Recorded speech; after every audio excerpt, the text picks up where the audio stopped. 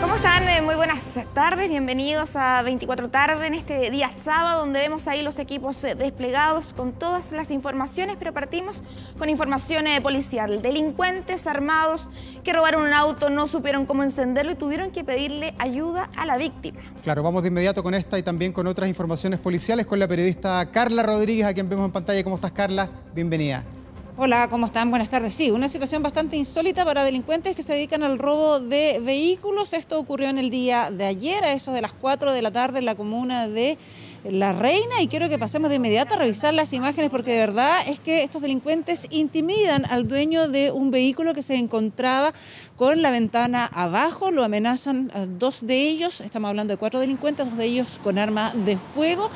Le piden que salgan para robarle el vehículo, pero los delincuentes no sabían cómo hacer funcionar este auto, por lo tanto le piden ayuda a la propia víctima, quien se ve obligado, producto de que estos delincuentes estaban con armas de fuego, a explicarle cómo debían hacer funcionar su auto para que ellos se lo pudiesen robar. Como les decía, esto ocurrió a eso de las 4 de la tarde en calle Julio Montebruno, eso a la altura del 498.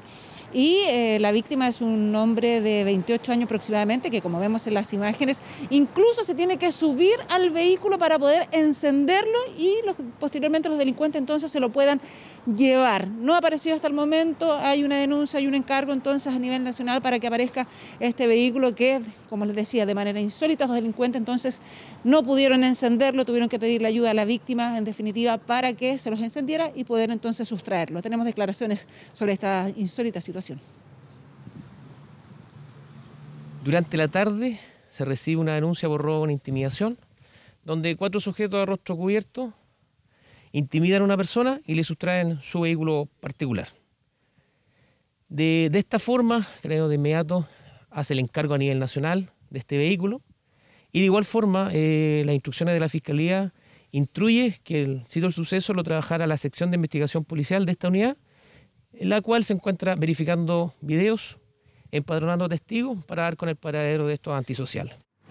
Ahí teníamos entonces declaraciones por parte de Carabineros sobre esta situación, donde vemos que la víctima entrega en definitiva entonces las llaves del vehículo y estos delincuentes no saben encenderlo, no encontraron la forma y tuvieron que entonces pedirle ayuda al propio afectado que estaba estacionado, que estaba con su ventana abajo y que ve cómo se acercan entonces estos 4 delincuentes, 2 de ellos con arma de fuego, para robarle su auto, que se lo llevan entonces luego de que él se los enciende para que estos delincuentes logren huir del lugar. Pasamos a revisar otras informaciones y la verdad es que esto ya supera todo lo que es la irresponsabilidad dentro de las fiestas clandestinas que se han realizado durante todo este tiempo de pandemia. Comuna de Las Condes, 2 de la mañana, o sea, estamos hablando de toque de queda, fiesta clandestina, estamos en cuarentena toda la región, pero al menos 19 personas al interior de una casa se negaron a salir cuando llegó personal municipal. Personal municipal tuvo que llamar a Carabineros. Se negaron a salir cuando estaba Carabineros, quien llamaban a los dueños, apagaron las luces, apagaron la música, porque hubo 7 denuncias por parte de los vecinos llamando al 133 informando de esta fiesta que estaba a alto volumen. Llegó personal de la Seremi y no salieron nunca. ¿Qué tuvieron que hacer el personal de Carabineros? Acercar un vehículo, una camioneta, saltar la reja porque era un delito flagrante, por lo tanto pudieron ingresar y detener así a 19 personas. Uno de ellos saltó por las casas vecinas hasta otro domicilio y el dueño de esa casa obviamente lo denunció por violación de morada y también se fue detenido. Una situación bastante insólita que no la habíamos visto dentro de todo lo que ha sucedido con estas fiestas clandestinas. Habíamos escuchado que claramente había una infracción al artículo 318, pero que se negaran a salir, que trataran de quedarse adentro de su casa para no ser fiscalizados. Bueno, ocurrió anoche entonces en la comuna de Las Condes, donde hubo en definitiva 19 personas detenidas.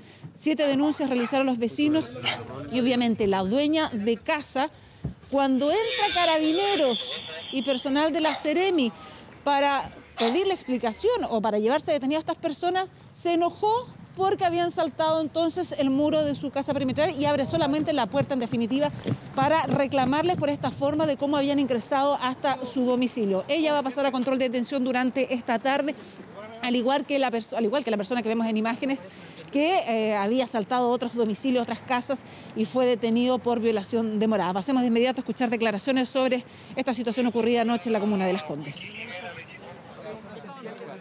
Había ciertos elementos electrónicos y a la llegada del inspector, según las grabaciones que tenemos como medio de prueba, existía música a un nivel bastante alto y conversación de mucha gente que estaba al interior del inmueble. ¿Estas personas siempre se estuvieron rehusando a la presencia municipal? Siempre se rehusaron a la entrevista en primera instancia con el personal municipal y también con Carabineros. Se hizo uso de un parlante del carro policial indicándoles que salieran, los cuales no lo hicieron, y además uno de ellos se escapó ingresando a otro domicilio, por lo que se procedió a la detención, en este caso por ese hecho. ¿Corresponde a violación de morada ese delito en particular? Sí, es un delito de violación de morada, ya que las personas, el propietario en este caso, no le permitió el ingreso y esta persona saltó de igual forma. O sea, ahí lo decía personal de Carabineros que tuvieron que hacer uso del altavoz y pese a eso, por lo tanto, los que estaban en el interior de esta fiesta no pueden decir que no escucharon, que no se dieron cuenta. De hecho, se dan cuenta cuando llega personal municipal porque bajan de inmediato la música, apagan las luces simulando que al interior no estaba sucediendo nada, pero como habían demasiadas denuncias de los vecinos, 7 aproximadamente, por ruidos molestos, es entonces que se empieza a llamar de manera consecutiva a Carabineros, a personal de la Seremi de Salud, y pese a que estaban todos en el exterior, nunca abrieron la puerta de la casa de manera voluntaria. Por lo tanto, como era un delito flagrante, es que deciden mover ese vehículo, esa camioneta, y saltar entonces el muro para poder ingresar. La dueña, como les decía, va a pasar a control de detención durante esta tarde, al igual que la persona que fue detenida por violación de morada. Pero donde también hubo otra fiesta, vamos ahora hasta Santiago Centro, porque ahí la cantidad de personas detenidas fue muy superior, estamos hablando de 26 también. La anterior fue a las 2 de la mañana, esto fue a las 3 de la mañana. Ya los efectivos policiales habían ido a otro lugar, a otra fiesta clandestina en el sector de Santiago Centro, donde hubo 8 detenidos. Acá 26 personas que estaban al interior de un cité, que estaban celebrando. Ahí fueron 3 llamadas de vecinos que estaban denunciando al 133 de ruidos molestos y en definitiva se constata que todos los que estaban al interior se encontraban en estado de ebriedad. Incluso habían globos en este domicilio, quien según el dueño de la casa era parte de una fiesta, de una celebración que habían realizado días antes por el cumpleaños de su hija, con el número 20. Ahí vemos precisamente imágenes de la salida de los detenidos. Obviamente había alcohol, había equipos electrónicos, donde estaban entonces estas personas a eso de las 3 de la mañana en pleno horario de toque de queda. El detenido, el dueño del inmueble, pasa a control de detención también durante esta tarde. Tenemos declaraciones al respecto. Concurrió al lugar, nos percatamos de la música a alto volumen, gran cantidad de botellas de alcohol en el exterior. Y al verificar en el interior del domicilio encontramos que las personas superaban el aforo máximo. Hasta el momento tenemos 26 personas detenidas. De ellos son 16 hombres y el resto son mujeres. ¿Personas extranjeras, chilenas? La mayoría son chilenos, tenemos 2 extranjeros solamente.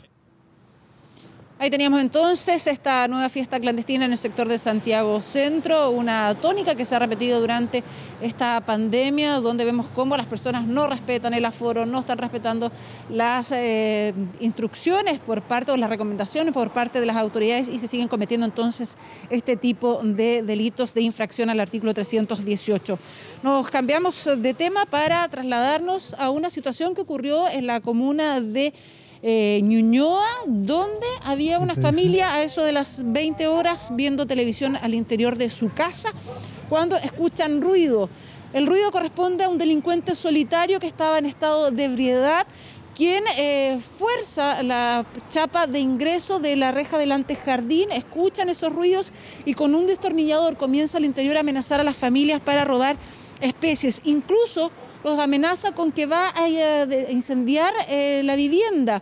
De inmediato la familia, la víctima, salen con palos, alertan a los vecinos y son los vecinos quienes logran retenerlo hasta la llegada de personal de Carabineros de la CIP, de la 33 Comisaría. Tenemos declaraciones respecto a esta situación por parte de la dueña de casa. Lo que pasa es que yo estaba en el segundo piso de la casa y yo miré por los visillos que un hombre me reventó por la reja de la entrada de la casa y se metió para adentro gritando, y de ahí entró a la sala y quería robar, y nosotros bajamos con unos palos que tenemos y lo sacamos, pero él amenazaba con un desentornillador y que nos iba a quemar la casa, y ahí salió, corrió y los vecinos nos ayudaron a detenerlo y después llegó Carabineros. Sí, afortunadamente los vecinos estaban bastante comunicados y eso logra entonces la captura de este solitario delincuente que, como les decía, estaba en estado de ebriedad y que pasa a control de detención durante esta jornada. Obviamente los detalles de estas y otras informaciones policiales en nuestras distintas plataformas y, por supuesto, si la noticia lo merita, retomamos el contacto en cualquier minuto. Bien, Carla, con el informe policial, que tengas buenas tardes. Buenas tardes.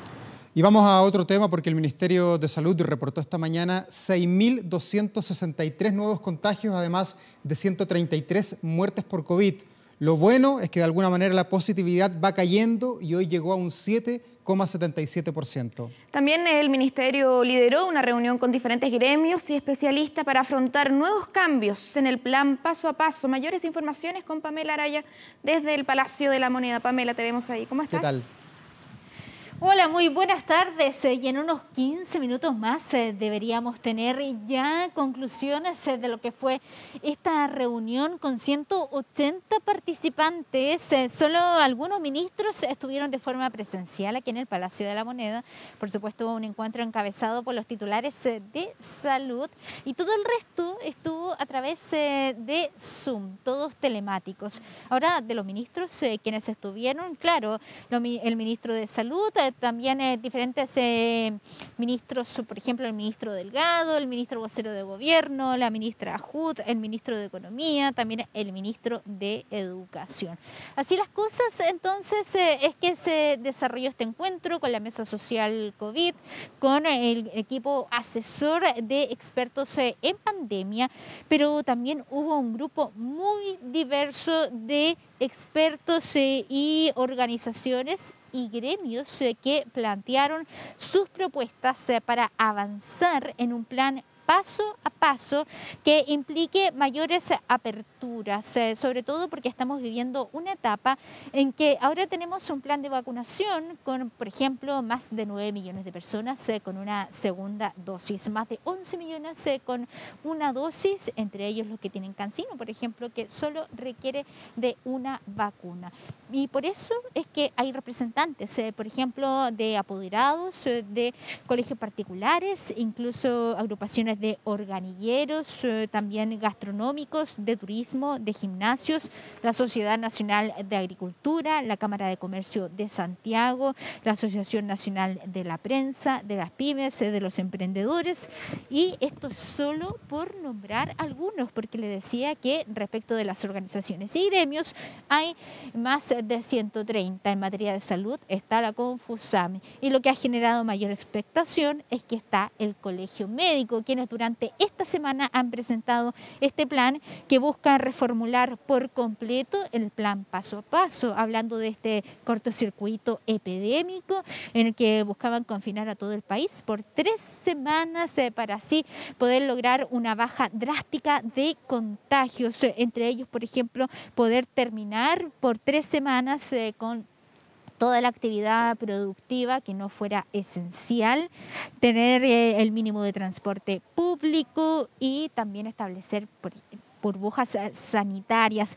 Un plan que generó bastantes críticas, que el gobierno dijo que lo iba a estudiar porque primero tenían el documento, pero el foco acá era poder presentarlo cara a cara. Bueno, sabemos que es telemático, pero poder conversar directamente con las autoridades. Todo un análisis que obviamente ahora se tienen que recoger, analizar estos datos, pero todo apunta a que se quieran encontrar mayores libertades. Una de las grandes dudas y que se ha planteado, por ejemplo, ¿qué pasa con las clases presenciales? Mucho se ha hablado sobre la idea que a partir de la fase 1 de cuarentena pueda reanudarse esta etapa de clases presenciales, también más libertades incluso de lo que permite el pase de movilidad. Pero en ningún momento, hasta al menos esta semana, se ha hablado, por ejemplo, de dejar de usar la mascarilla al aire libre, como se ha hecho en otros países. Pero por supuesto que en un rato más, cuando comience este reporte del coronavirus, que van a hablar solo sobre esta reunión, es que podremos tener más detalles sobre lo que se conversó, y posteriormente durante la tarde también algunas reacciones respecto de los participantes, si estuvieron conformes, si que sienten que estuvieron recogidas sus demandas o si hay algunos desacuerdos.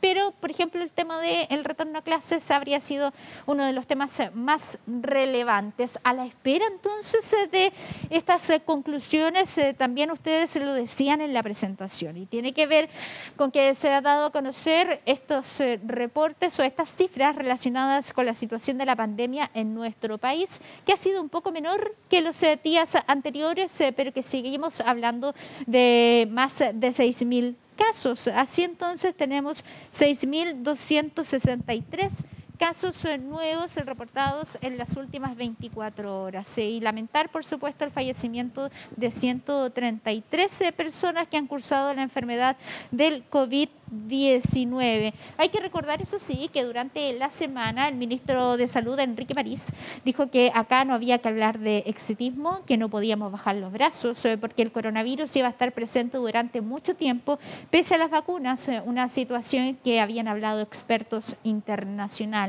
Es por eso que teníamos que seguir con las medidas sanitarias siempre presentes. Así que no había que hacer ningún análisis al respecto, ningún análisis positivo, decía el ministro.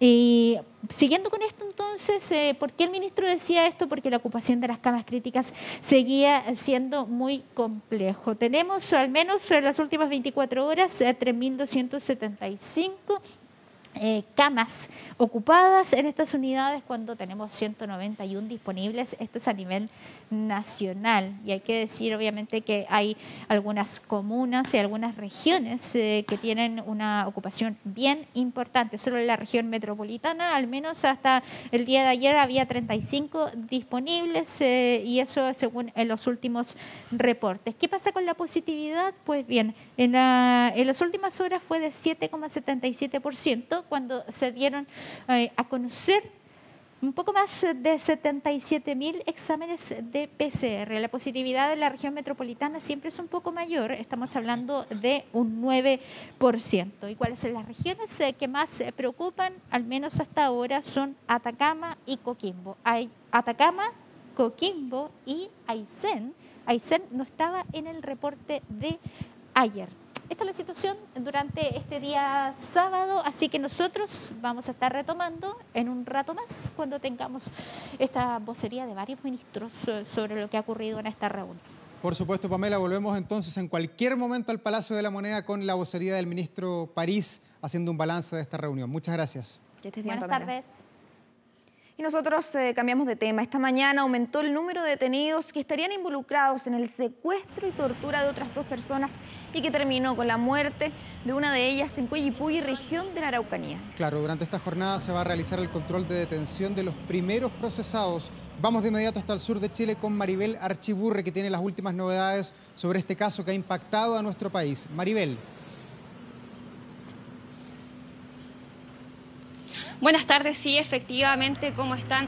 Nos encontramos acá en dependencias de la Policía de Investigaciones de Angol, lugar donde llegaron estos 5 nuevos detenidos del caso del secuestro de Angol, de estas 2 personas que fueron secuestradas aquí en Coyipulli. El procedimiento ocurrió, según confirmó la Fiscalía, en la comunidad Choín Lafkenche, y donde pasadas las 8 de la mañana, personal de control de orden público junto a Policía de Investigaciones lograron detener a estos 5 sujetos que ya estaban identificados. Durante el proceso también se encontraron armamento y drogas. Vamos a escuchar declaraciones del prefecto de la macrozona sur de la Araucanía. Hasta el momento, efectivamente, tenemos individualizado a 12 personas, de las cuales existen hoy detenidas 11 de ellas. En el proceso investigativo, como señalo, se lograron incautar vehículos que están vinculados también al secuestro, vehículos, droga y armamento y munición también.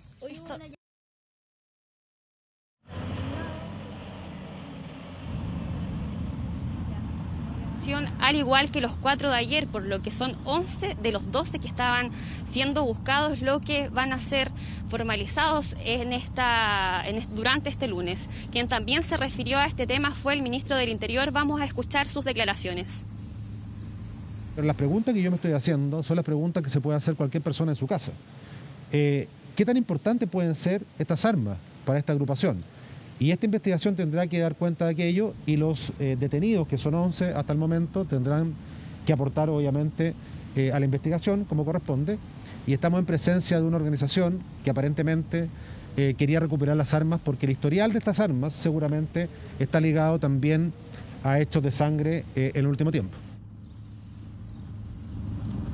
Una investigación que sin duda ha marcado a la región y al país por la crueldad de las torturas, ¿no?, que se mencionaban y que circulan por todos lados. Quien también se refirió a este caso fue el ex gobernador de la Araucanía. Hablamos del diputado Andrés Molina. Escuchemos sus declaraciones.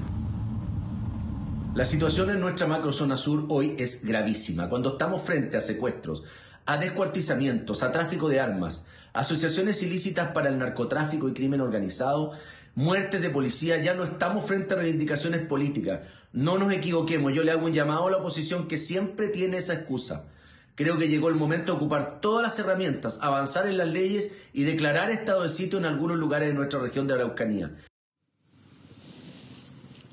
Son las declaraciones, ahí lo escuchábamos al ex intendente de la región de la Araucanía, así como otros tantos que también se han referido a este tema tan impactante para la ciudadanía. Vamos a estar actualizando antecedentes y lo que ocurra desde acá cuando sean trasladados estos 5 nuevos detenidos por este caso de secuestro en la región. Vamos con ustedes. Bien, Maribel, quedamos atentos a la información desde ese lugar y en cualquier minuto retomamos el contacto. Que tengas buenas tardes.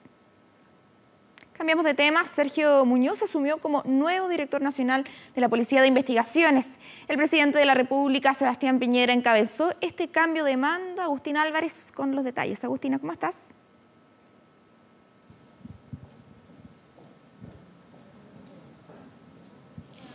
¿Cómo están? Muy buenas tardes. Claro, una ceremonia telemática en la que estuvo presente el presidente de la República, Sebastián Piñera, acompañada por su esposa, Cecilia Morel, la primera dama, además del ministro del Interior, Rodrigo Delgado, la presidenta del Senado, Yasna Proboste, entre otras autoridades del gobierno, quienes vinieron a este cambio de mando, en donde se dejan atrás un periodo de 6 años del exdirector general de la Policía de Investigaciones, hablamos de Héctor Espinosa, y asume este nuevo cargo, este rol protagónico, Sergio Muñoz, un general director de la Policía de Investigaciones que ya lleva más de 36 años de carrera y que actualmente ejercía como subdirector de Inteligencia, Crimen Organizado y Seguridad Migratoria desde el año 2019. El presidente Sebastián Piñera no dio declaraciones, pero quien sí dio declaraciones fue ahora el ex general director de la Policía de Investigaciones, hablamos de Héctor Espinosa. ¿Qué dijo? Bueno, dijo en relación a la positiva evaluación que hay en cuanto a la Policía de Investigaciones por parte de la ciudadanía. Una positiva evaluación que dice que es la más confiable para los chilenos según todas las encuestas, a la que también dice que ser legitimados por nuestros compatriotas es ir en el camino correcto. Tenemos esas declaraciones que son bastante potentes por parte del ex entonces director general de la PDI, quien deja su cargo después de más de 6 años al poder de la institución, cumpliendo un rol bastante protagónico en donde entonces finalmente le pone punto final a esta etapa. Escuchemos esas declaraciones.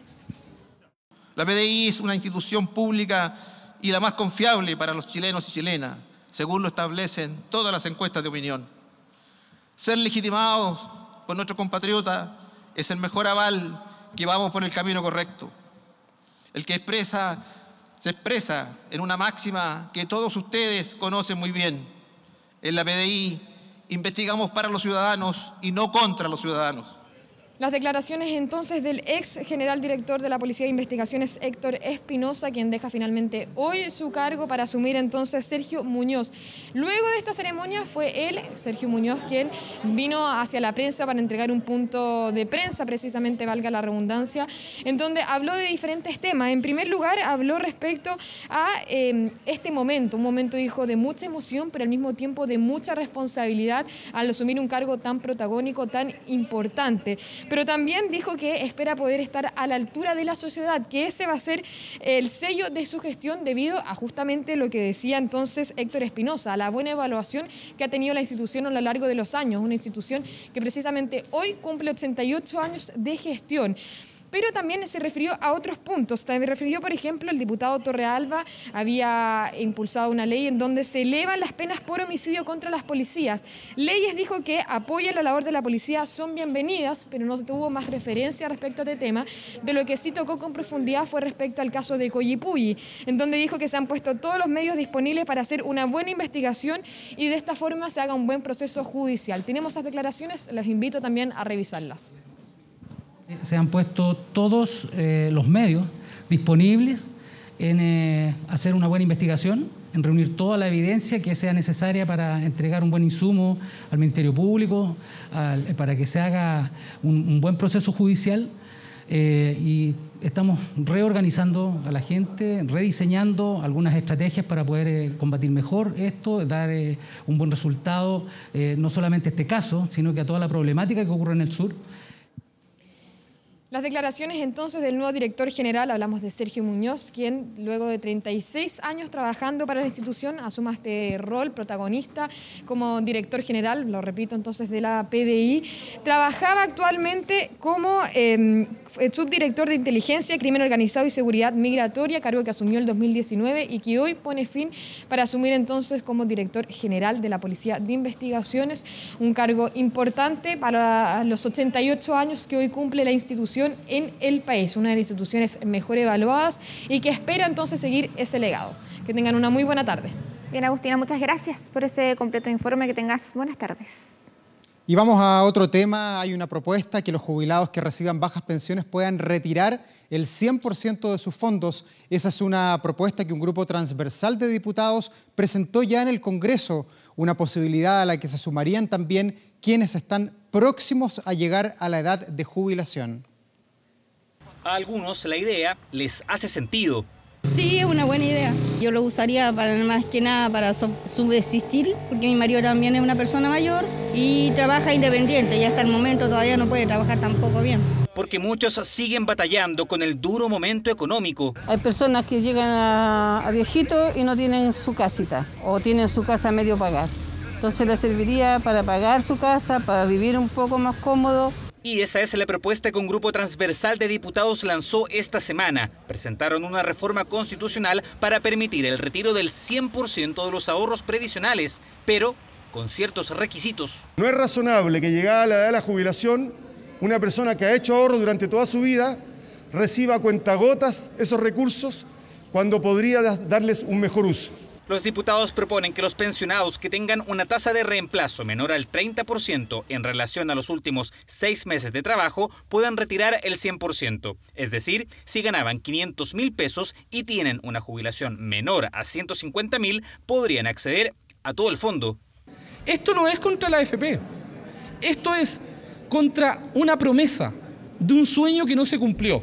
Lo que no puede ocurrir es que esas personas pierdan su casa, por ejemplo, porque ya no pueden pagar el crédito hipotecario. El proyecto también incluye a los futuros pensionados, a quienes estén a menos de un año de la edad de jubilación. El pago sería en 60 días hábiles después de la solicitud y sería sin comisiones o descuentos. Yo estoy jubilada, me parece bien, porque uno puede administrar los fondos de acuerdo a la necesidad.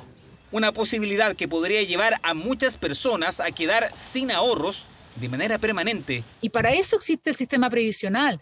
Entonces, si uno le anticipa pago a las personas, más aún con menores recursos, significa que en una etapa de la vida en que se les termine ese ahorro, no van a tener cómo subsistir.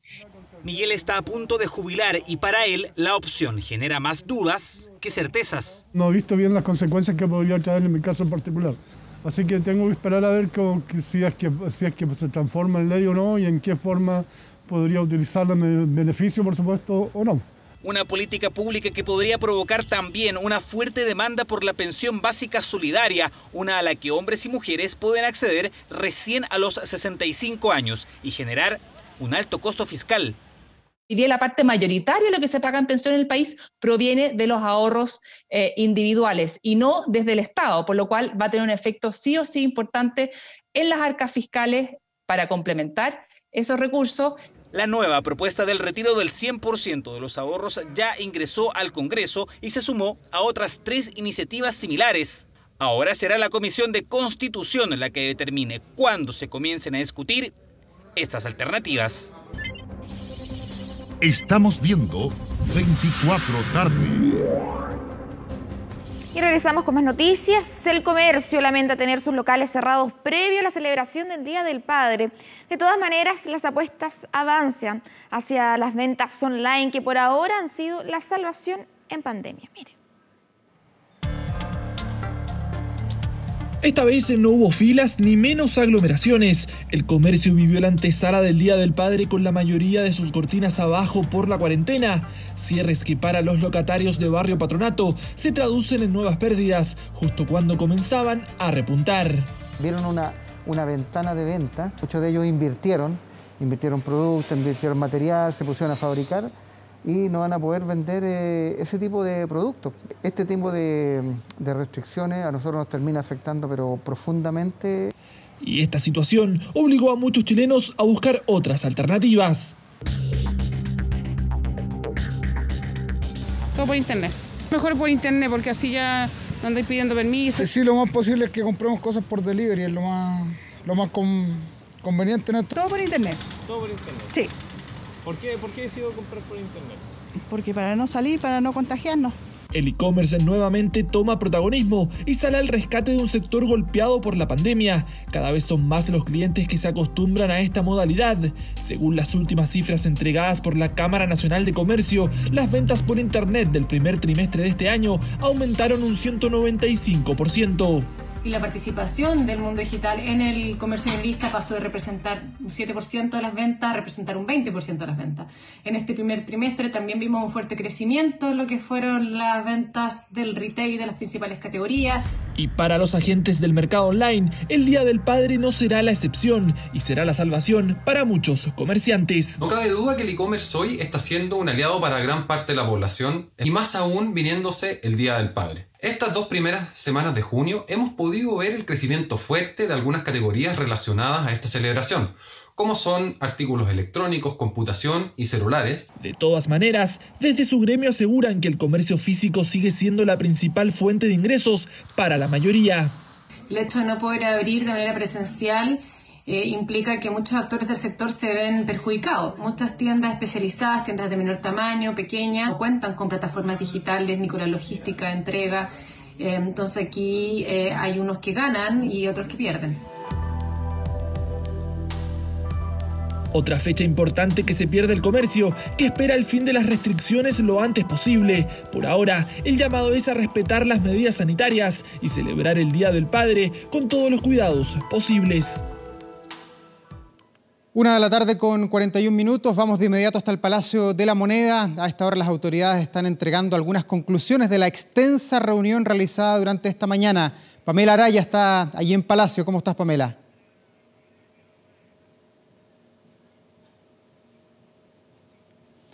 Recordemos que durante esta mañana hubo una reunión entre el Ministerio de Salud y 180 expertos, autoridades, el Colegio Médico, alcaldes, otros ministros también, para evaluar si eventualmente corresponde hacer modificaciones al plan paso a paso. Ahora sí, vamos al Palacio de la Moneda, escuchemos. De la jornada de escucha ciudadana del plan paso a paso. Quiero agradecer a los canales de televisión y a las radioemisoras que voluntariamente se unen a esta transmisión, que es diferente a la de otros días. Quiero en primer lugar agradecer a todas y todos, personas individuales y organizaciones que participaron en esta jornada de escucha ciudadana del plan paso a paso. Muchas gracias por la ayuda en este espacio que hemos construido con mucho cariño, con mucho afecto, justamente para contar con el aporte de diversas miradas y favorecer el diálogo colaborativo y también el diálogo entre las diferentes instituciones que participaron y entre las diferentes personas, que creo que fue muy, muy positivo. Este plan de escucha, que está inserto dentro de la evolución del plan paso a paso, se llevó a cabo en este nuevo contexto de pandemia y vacunación. Recordar que el inicio del plan paso a paso fue en una época en que todavía no iniciábamos la vacunación. Fue convocado por el Ministerio de Salud hace unos días atrás y durante la jornada de inicio del día de hoy estuvo presente el ministro Delgado, el ministro Belolio, el ministro que habla y los subsecretarios Paula Daza y Alberto Duñac. Se reunieron más de 140 organizaciones. 140 organizaciones participaron digamos, telemáticamente, y creo que fue una reunión muy, muy exitosa. Este proceso de diálogo, obviamente, que necesita una sistematización que se llevará a cabo dentro de los días siguientes y se enviará, obviamente, documentos a quienes participaron. Creo que hay que destacar algunos hitos de este diálogo, como son la importancia de la educación en el caso de los niños, las vacunas, que fue un tema que se repitió permanentemente, el aprender a convivir con el virus, que es un tema también que debe quedar a fuego en la comunidad, y el tema de la salud mental. Otra cosa sumamente importante que se discutió fue tener en cuenta las visiones regionales. Las visiones regionales son sumamente importantes y creo que se ha destacado ese punto de vista en estos diálogos que tuvimos hoy día. Le voy a ceder la palabra a Jaime Belolio, al ministro Jaime Belolio, para que nos dé más información sobre esta jornada de diálogo que realmente fue maravillosa, maravillosa en el día de hoy. Ministro Belolio, por favor. Muchas gracias, ministro París. Tal como comentaba, esta fue una jornada de participación, de diálogo y de escucha. Hay una diversidad de organizaciones territorialmente representativas, diferentes miradas y preocupaciones que dan cuenta además de la complejidad de lo que significa la crisis sanitaria y social producto de la pandemia. El propósito central era esta conversación colaborativa sobre el paso a paso, como decía el ministro, en las actuales circunstancias, que tiene que ver con la pandemia, la vacunación y los efectos socioemocionales, que es un aspecto muy relevante que fue tocado en prácticamente todas las mesas. Estas 140 organizaciones que hoy día participaron significaron que más de 180 personas estuvieron conectadas desde las 9:30 de la mañana hasta cerca de las 12:30 y por tanto tuvimos 3 horas de un diálogo profundo, fecundo, en que además se pudieron escuchar no solamente distintas voces diversas, sino que entre las distintas organizaciones también pudieron darse cuenta de esas diferentes miradas. Y solo por poner algunos ejemplos de organizaciones que hoy día estuvieron, como las organizaciones solidarias, transportistas, el Colmed nacional y algunos regionales, la multigremial de emprendedores, las ferias libres, la salud primaria, medios de comunicación, la Teletón, asistentes de la educación, expertos médicos del MinSal, directores de hospitales, la defensora de la niñez, sostenedores de jardines infantiles, sala de cuna, UNICEF, representantes de la Vega, del turismo, de agrupaciones gastronómicas, rectores de universidades, la ASECH, la Sociedad Chilena de Autores e Intérpretes Musicales, cámaras de comercio, sociedad de agricultura. Es decir,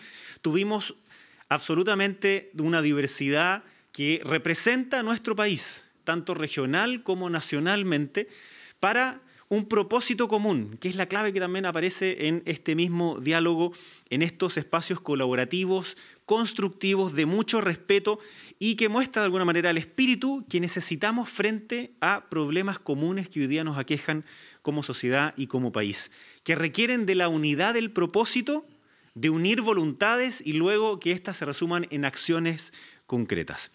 Trabajamos en 15 mesas para poder escuchar a todos los participantes. Fue, como decía, una jornada de casi 3 horas en este ámbito tan relevante que pretendemos, por supuesto, seguir haciendo en esta temática, así como en otras temáticas. Y esto se suma a las mesas permanentes que tienen hoy día ya algunos ministerios sectoriales, en donde ya tienen una escucha activa con sus diferentes gremios, así como también a la mesa social y mesa de expertos que tiene el mismo MinSal. Pero lo que queríamos precisamente no es que se quedara solamente en lo sectorial, porque pareciera que los temas de transporte, de educación, de economía, de salud son como dispersos, como que si fueran islas unos con la otra, pero no lo son. Las personas obviamente saben que esa mujer emprendedora, que a la vez es madre, tiene una serie de dificultades y circunstancias que no es solo una mirada, y por tanto verlo de manera parcial y no multisistémica, no en esta diversidad, es lo que a veces hace que sea más difícil el poder llegar a este propósito común. Entonces, la verdad es que, como decía el ministro, esta fue una gran jornada de escucha, de diálogo, de participación, en donde se van a sistematizar cada una de las conclusiones a las cuales llegaron estas mesas. Se va a hacer lo que se llama una devolución, es decir, cada una de las organizaciones van a recibir parte de esta sistematización. Esto va a ser público, lo puede acceder cualquier persona luego, para también enviar esos comentarios, ya sea a través de la mesa social, ya sea a través de las mesas de los ministerios sectoriales, ya sea a través del Consejo de Expertos y, por supuesto, también de otras que siempre van a estar abiertas a la escucha de la ciudadanía. Para nosotros, hacer una buena política pública, particularmente en un tema que afecta a todos los chilenos, es tan importante como el resultado final, el proceso por el cual se llega, y ese tiene que ser uno de escucha, de diálogo con la diversidad que nos enriquece como país. Muchas gracias, ministro Belolio. Detrás de esta organización hubo muchas personas, mucha gente. Estuvo la presidencia, estuvo el Ministerio de Salud y múltiples ministerios sectoriales.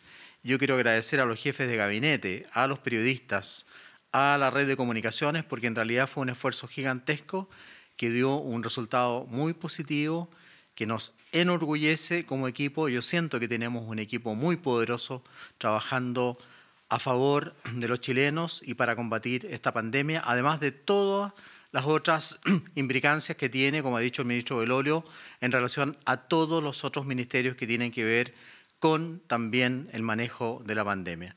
Así que mis agradecimientos a todas las funcionarias y funcionarios que contribuyeron a que este proceso funcionara en forma brillante. Muchas gracias. A continuación, vamos a escuchar las preguntas de la prensa. Primera pregunta, por favor. Subsecretaria, ministros, buenas tardes, Pamela Araya de TVN. Quería preguntarle si en esta reunión la conclusión final de las primeras conversaciones van orientadas finalmente a avanzar en mayores libertades, considerando los factores que usted mismo, ministro, habló, por ejemplo, que estamos en una época muy distinta a lo que había el año pasado. Muchas gracias por su pregunta, Pamela. Le cederé la palabra a la doctora Paula Daza, que se referirá a este punto. Doctora Daza, por favor.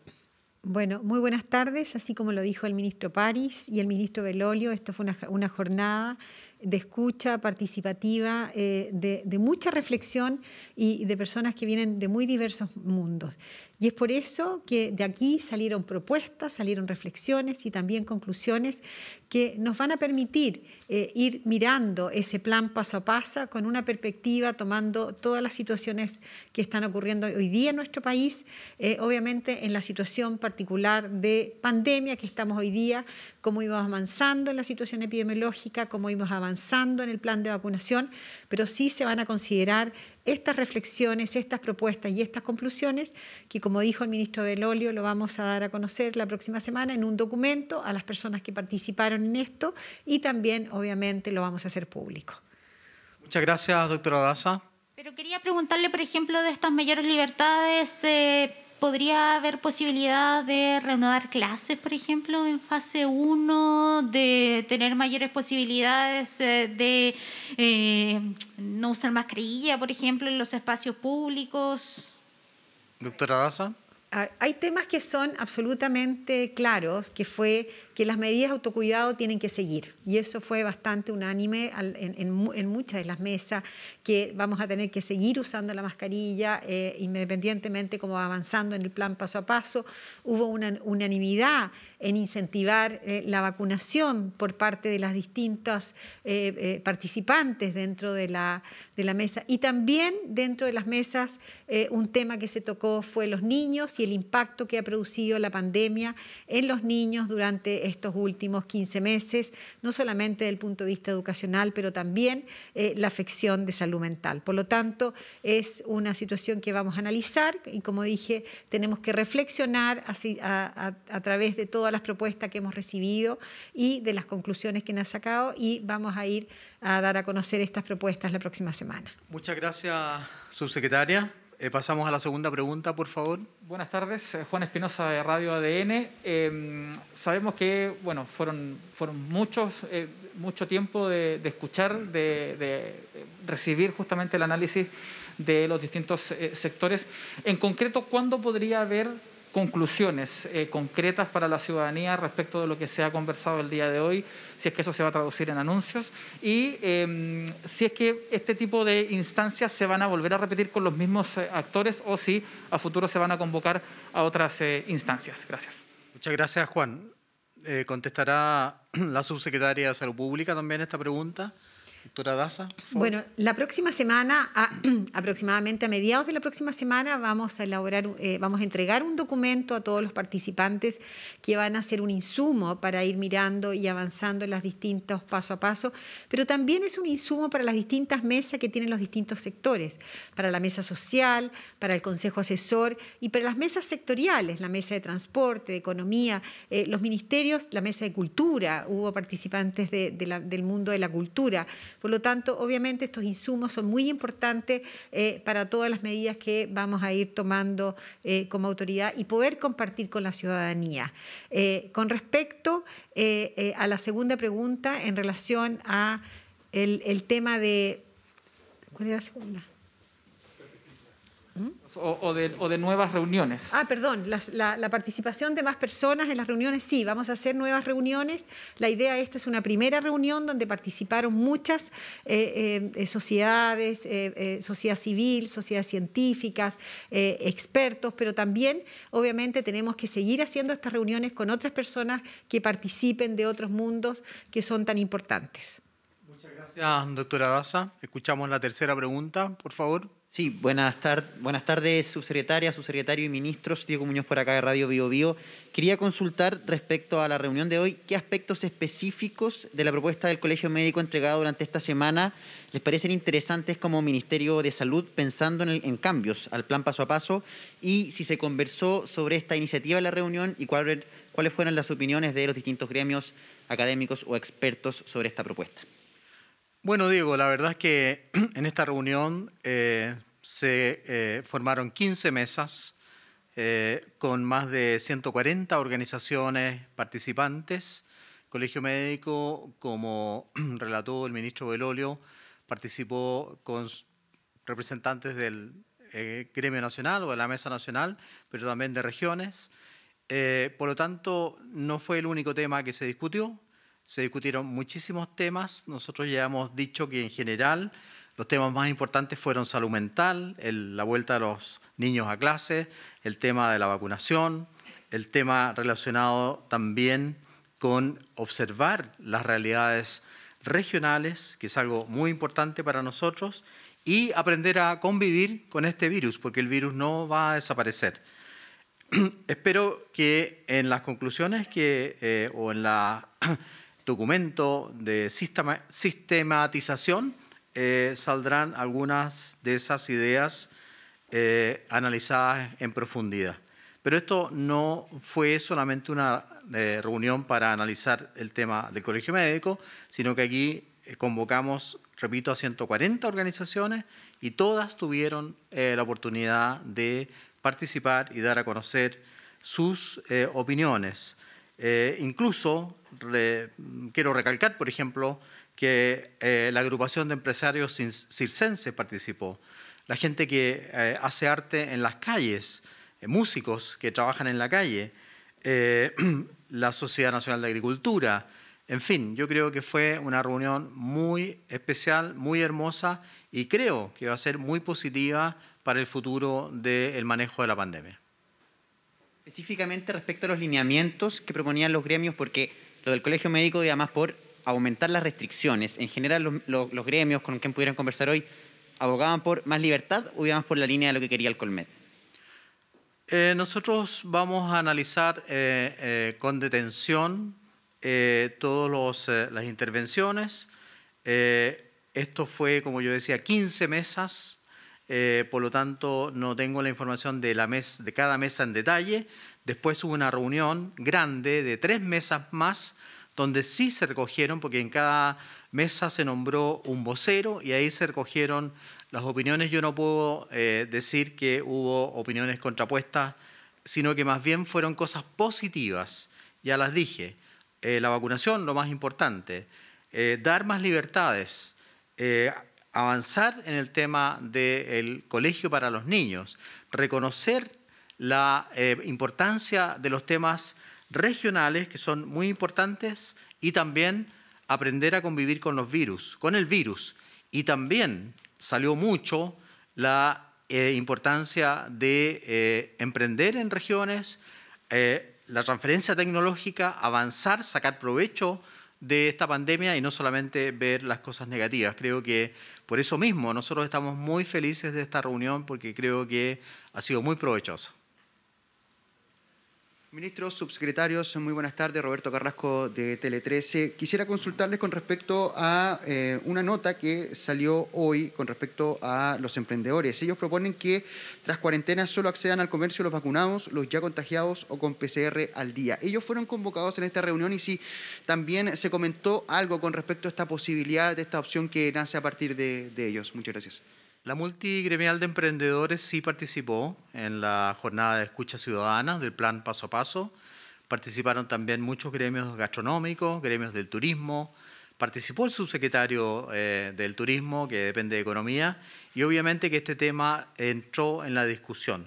Y creo que tenemos que analizarlo con detalle, ya que muchos gremios gastronómicos, gremios también del teatro, gremios de actividades de otro tipo,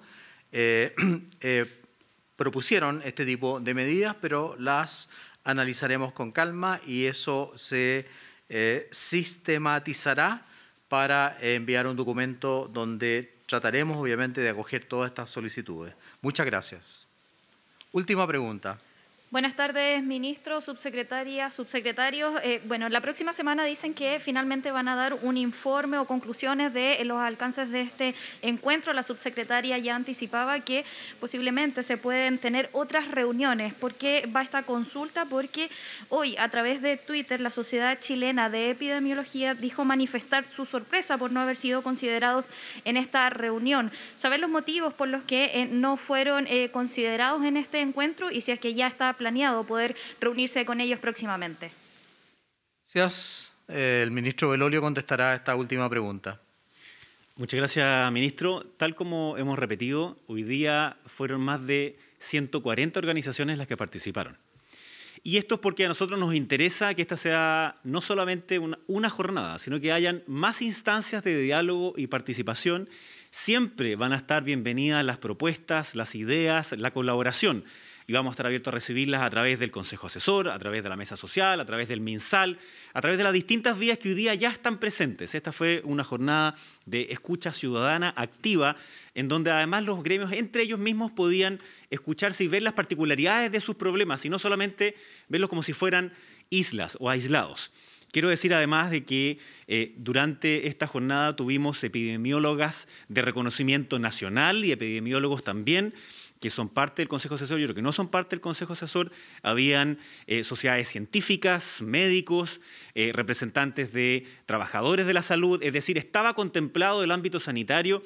El Colmed también, por supuesto, que jugó su rol tal como lo ha explicado el ministro París, en donde obviamente fue uno de los temas que se conversó, pero no era el único tema que se quería conversar, porque nuestra idea de este diálogo participativo de escucha es precisamente que se escucharan distintas voces. Muchas veces las voces que más se escuchan son las que están más organizadas o los que llevan un ámbito en específico, pero la clave para que el proceso y el resultado final sea unitario, nos permita construir un plan paso a paso en las nuevas circunstancias, es esto, es el diálogo, es el respeto, es el abrazar la diversidad de las miradas para luego poder concluir e incorporarlas. Tal como ha dicho la subsecretaria Daza, se sistematiza lo que se hizo en estas 15 mesas.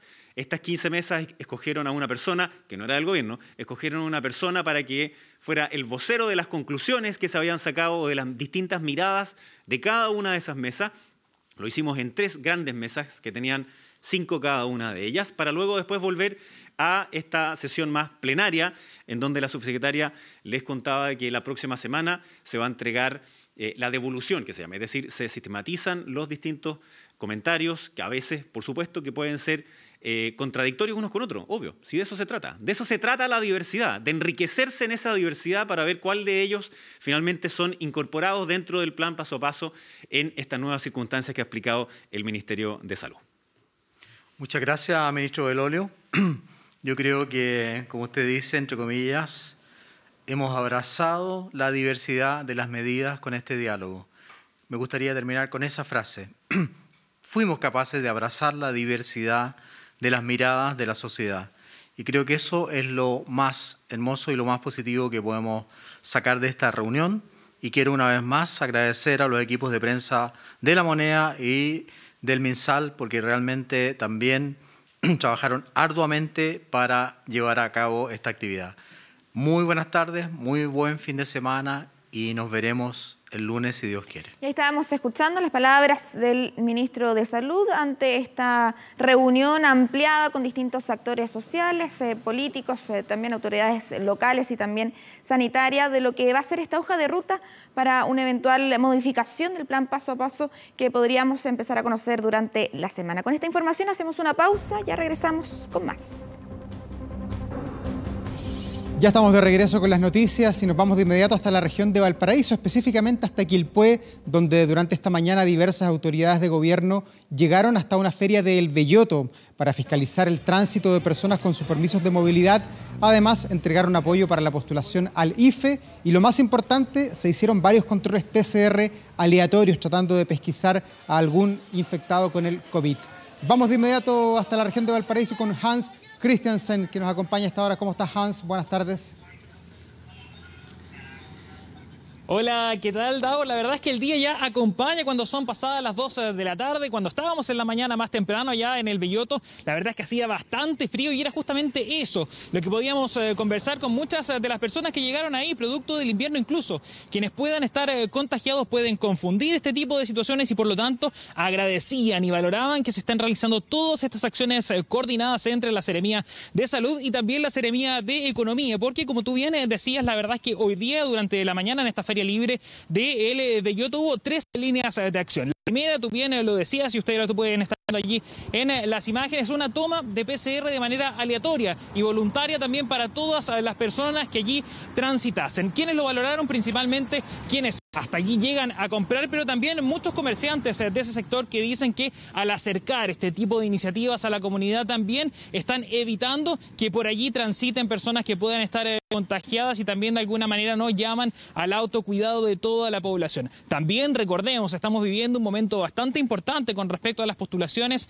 para el IFE, que ahora es universal y por lo tanto desde la Seremía de Economía también se están acercando todos estos dispositivos. Llegaron hasta allí a una sede que hay dentro de esta feria a instalarse con algunos computadores en donde funcionarios justamente de esa Seremía ayudaron, orientaban a los feriantes y también a muchas de las personas que por allí transitaban. Nosotros conversábamos con ellos y la verdad nos decían, muchos somos adultos mayores, no tenemos conocimiento de la tecnología, no tenemos acceso a los computadores y si es que, por ejemplo, tuviésemos acceso a uno tampoco sabríamos cómo hacer ese trámite. Y eso es justamente lo que se está permitiendo, que se realicen todos estos trámites, por un lado, de salud, al estar previniendo, al estar haciendo esta búsqueda activa de esos potencialmente positivos de coronavirus, bien digo, y también facilitar que se postulen a estos beneficios de Estado. Tenemos algunas declaraciones, escuchemos.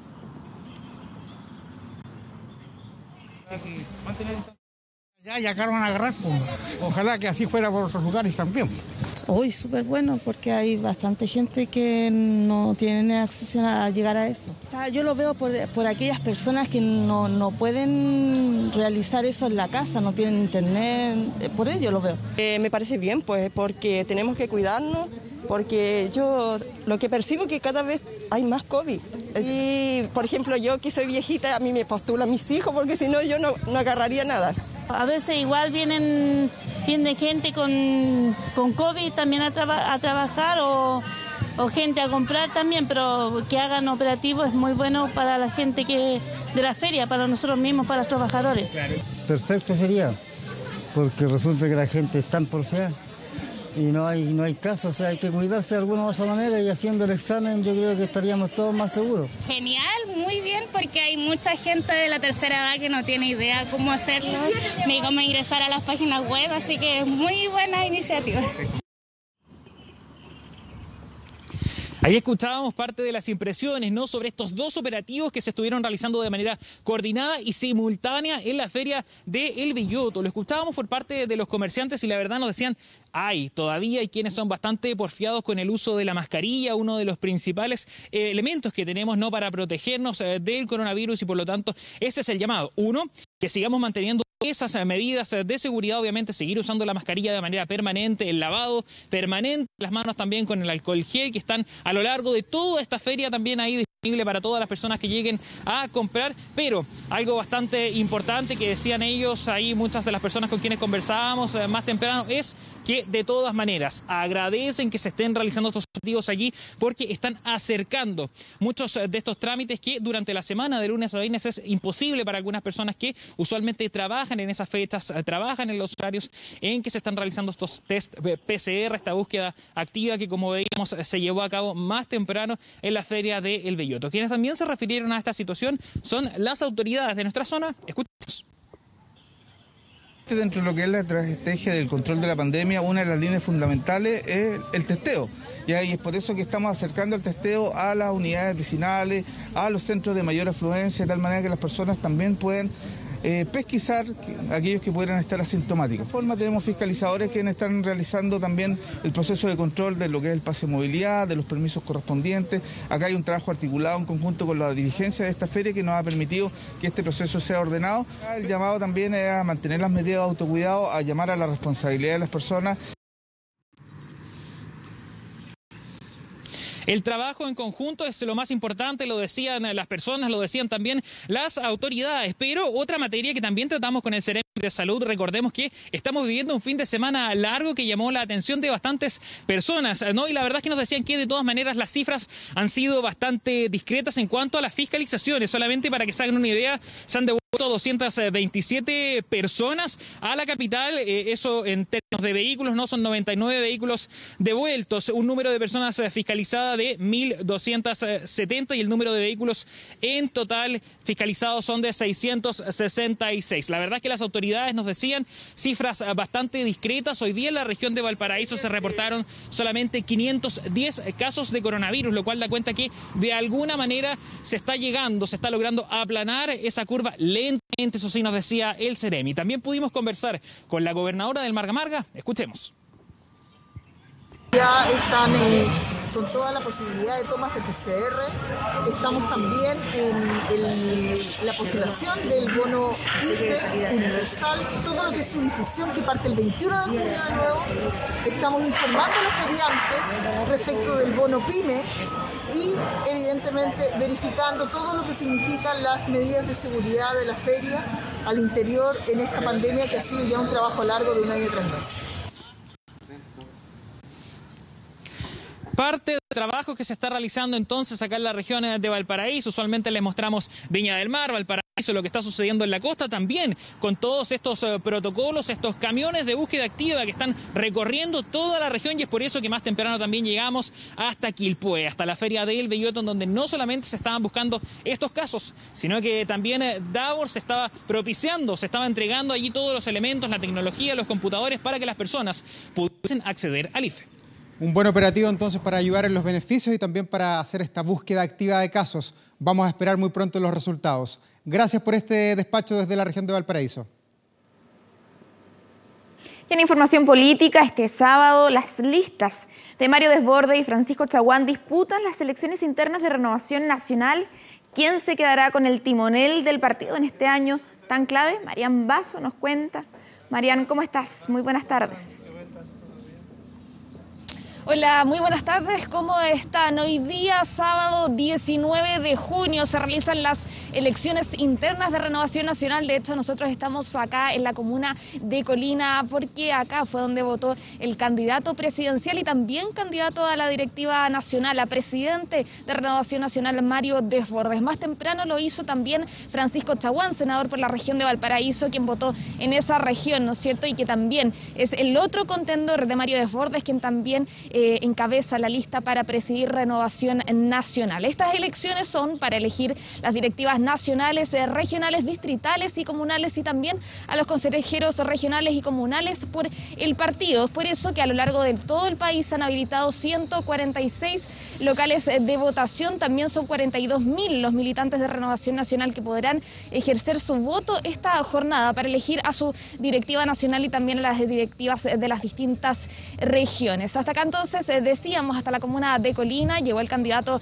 presidencial y también candidato a la presidencia de Renovación, Mario Desbordes, para realizar su sufragio, para emitir su voto claramente por su alternativa. Y vamos a pasar a escuchar sus declaraciones, porque también se refirió a lo que pasa en otro sector de Renovación Nacional. Hay dos listas y también una lista, que es la de Francisco Chaguán, que representa el lado más conservador. Mario Desbordes señaló entonces que esta lista es la que no quiere que él además salga presidente electo de la República, y es por eso que llamó también a que el día de mañana, cuando ya esté electa la directiva de Renovación Nacional, entonces todos empiecen a trabajar por el candidato presidencial del sector. Pasemos a escuchar sus declaraciones.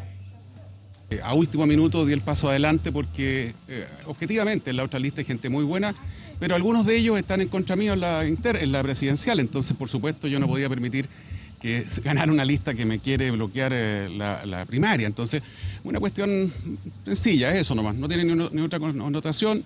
Agradezco a Francisco Chaguán, que ha sido muy claro respecto de que no está en discusión mi candidatura presidencial, lo mismo ha dicho Diego Chalper, y hoy día se zanja quien decide, quien va a dirigir Renovación Nacional, pero lo más importante, yo espero que todo el partido nos unamos mañana, de inmediato, detrás de quien gane, que espero ser yo por supuesto, para que trabajemos juntos en lo que viene.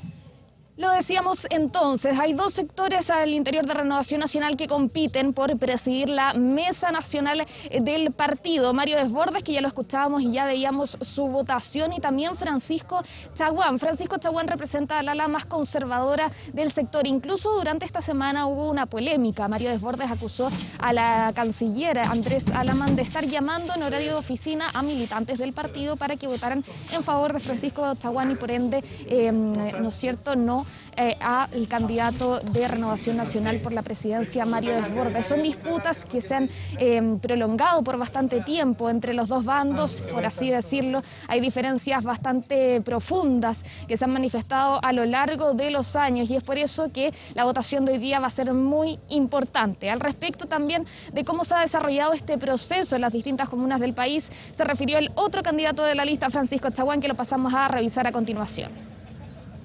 Si hay algo que se ha debilitado en el último tiempo, y es lo que queremos cambiar, es la institucionalidad del partido, poder administrar nuestras diferencias. Y por eso el llamado es claro y categórico, a menos denostaciones públicas y más trabajo con la gente, con los ciudadanos, recuperando la calle, y ese es el objetivo que tenemos por delante. Bueno, estas son las dos listas entonces que se contraponen, las que se van a ver las caras hoy día cuando los votantes de Renovación Nacional vayan hasta las urnas a emitir su voto, y finalmente a eso de las 8, 8:30 se conozcan los resultados. La mesa funcionan desde las 8 de la mañana hasta las 6 de la tarde. Hasta esa hora tienen los militantes de Renovación Nacional entonces para asistir a las urnas y emitir su voto. A eso de las 8, 8:30 entonces estarían los resultados ya para definir quién es el presidente de Renovación Nacional. Mario Desbordes, que encabeza la lista de la continuidad, ¿no es cierto?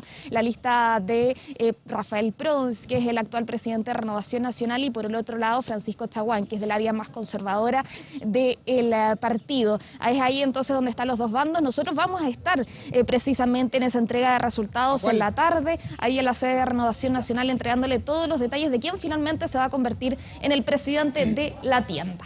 Bien, jornada clave entonces para Renovación Nacional. Marian Basso con todos los detalles. Muchas gracias. Que estés bien. Buenas tardes.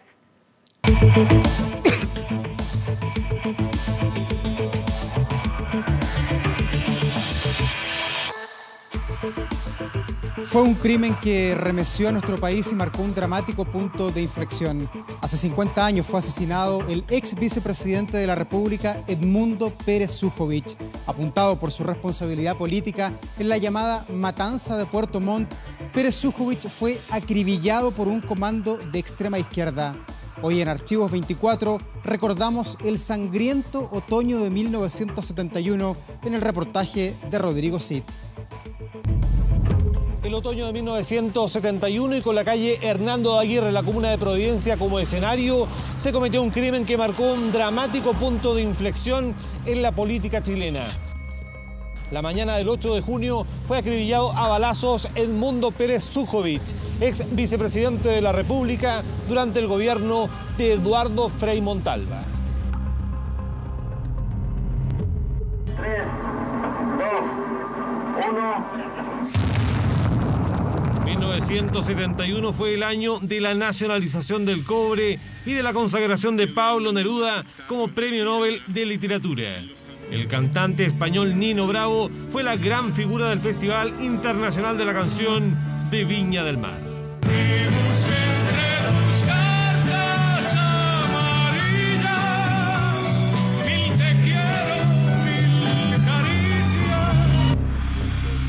Pero 1971 también fue el año de un crimen político que conmocionó a Chile. La historia de mi abuelo es solamente una historia más de muchas vidas que Chile perdió, es una historia más de mucho dolor. El crimen de Edmundo Pérez Sujovic marca un antes y un después. Este acto terrorista para ellos no fue un asesinato, fue un ajusticiamiento revolucionario. Entra mi madre y me dice: Ricardito, nos han asesinado a don Edmundo Pérez. La mañana del 8 de junio, Edmundo Pérez Sujovic, ex vicepresidente de la República, salió de su casa ubicada en la comuna de Providencia. Su hija Marisi viajaba en el asiento del copiloto de su automóvil Mercedes-Benz. No sé por qué, miré hacia atrás y le dije al papá: me vienen siguiendo, parece. Entonces yo le pregunté: ¿tiene el revólver? Tratamos de mirar en la caja de guantes, pero no había nada. Ya en ese momento el auto que me venía siguiendo se adelantó, se puso al lado de nosotros y uno de los tipos se echó hacia adelante como para reconocerlo. Ya no tuvimos nada más que hacer porque el auto, después de eso, se cruzó, nosotros frenamos, el tipo se bajó con una ametralladora ya a punto de disparar, se puso al lado de papá y le disparó a escasos centímetros varias ráfagas de ametralladora. El histórico militante de C y ex ministro de Estado durante el gobierno de Frei Montalva murió acribillado víctima de un atentado de la BOP, la vanguardia organizada del pueblo. Los hechos se producen frente al número 733 de Hernando de Aguirre. Ahí son emboscados por un automóvil, se bajan dos sujetos, uno de ellos porta una metralleta y le descargan 11 tiros, de los cuales 9 de ellos impactan en el cuerpo del exministro y produce su muerte en el trayecto al hospital militar. No tenía ninguna posibilidad de salvar con vida por la gravedad de las lesiones provocadas. Ninguna posibilidad, porque esta fue una ráfaga que fue hecha prácticamente a quemarropa. Casado con Lidia Yoma y padre de 9 hijos, el político y empresario Edmundo Pérez Sujovic tenía 59 años al momento de ser asesinado. Yo creo que si es que hay personas que han tenido la grandeza de no transmitir odio, de no transmitir rencor, de no transmitir miedo, a pesar de que tenían, ¿cierto?, todas las posibilidades de haberlo hecho porque habían sido efectivamente víctimas de un acto muy violento y no lo hicieron. Ojalá que esa misma responsabilidad lo tengamos todos con nuestro país, porque el odio se escapa de las manos.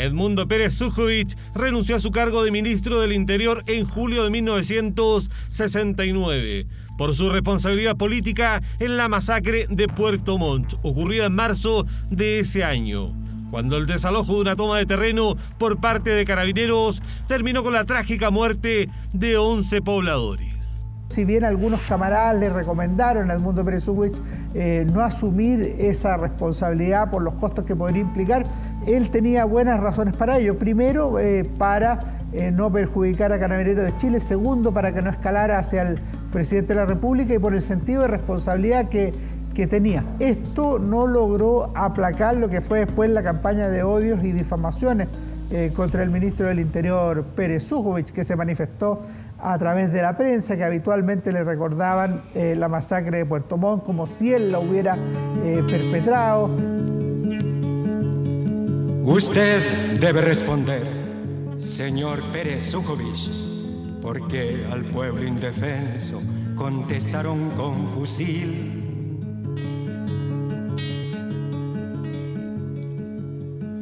Señor Pérez, su conciencia la enterró en un ataúd y no limpiarán sus manos toda la lluvia del sur, toda la lluvia del sur.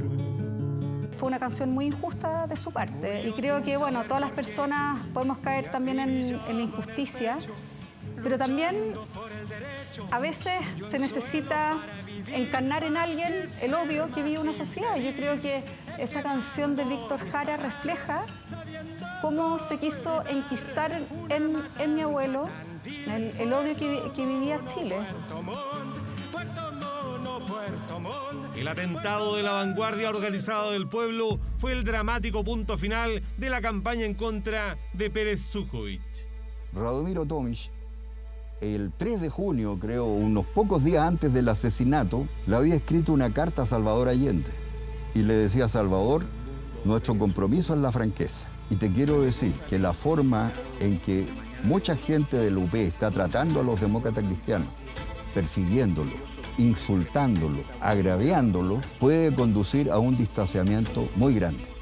Antes de una semana, ese grupo extremista de izquierda asesinó a Edmundo Pérez.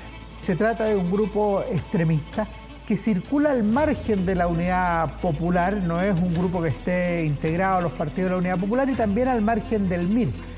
Incluso ellos tenían la idea de que para hacer la verdadera revolución se iba a requerir del lumpen, de delincuentes comunes. El testimonio de su hija Marisi fue clave para identificar a los autores del crimen de Pérez Sujovic. Estamos hablando de Ronald Rivera Calderón y de Arturo Rivera, que había sido parte de los famosos 43 jóvenes idealistas indultados cuando asumió Allende. Y a partir de eso se inicia una verdadera cacería, digamos, por decirlo de alguna forma, de estos sujetos, los cuales son detectados 4 días después. Y esto ocurre en una casa de seguridad que está casualmente frente a una comisaría de Carabineros, en el sector del barrio de Villaceta. Bueno, ahí se produce un enfrentamiento con detectives desde las 3 de la mañana hasta las 8 de la mañana. La única forma de terminarlo fue con el ingreso de una tanqueta para que logró derribar la puerta. Ronald Rivera fallece en el tejado de la casa de seguridad donde se encontraba oculto, y su hermano Arturo fallece quitándose la vida de un balazo en la cabeza. La última acción de la vanguardia organizada del pueblo tuvo como escenario el cuartel central de la PDI, ubicado en calle General Maquena, en pleno centro de Santiago. Una semana después del crimen de Pérez Sujovic, Heriberto Salazar Bello, integrante de la BOP, irrumpió armado y con explosivos en el edificio de la Policía Civil. Llega tapizado de dinamita, cubierto, su cuerpo entero de dinamita, y con una metralleta, buscando al que era director de la época, el famoso Coco Paredes. Le neutralizan el ingreso al cuartel y esto produce un enfrentamiento en que fallecen 3 detectives. Uno de ellos, en estado agónico, logra repeler el ataque y hace uso de su arma de fuego y dispara en contra de Salazar, el cual explosiona en plena vía pública y queda todo su cuerpo desmembrado y desparcido 30 metros de redonda. Un asesinato que provocó la inmediata reacción de la Democracia Cristiana, partido de oposición a la Unidad Popular.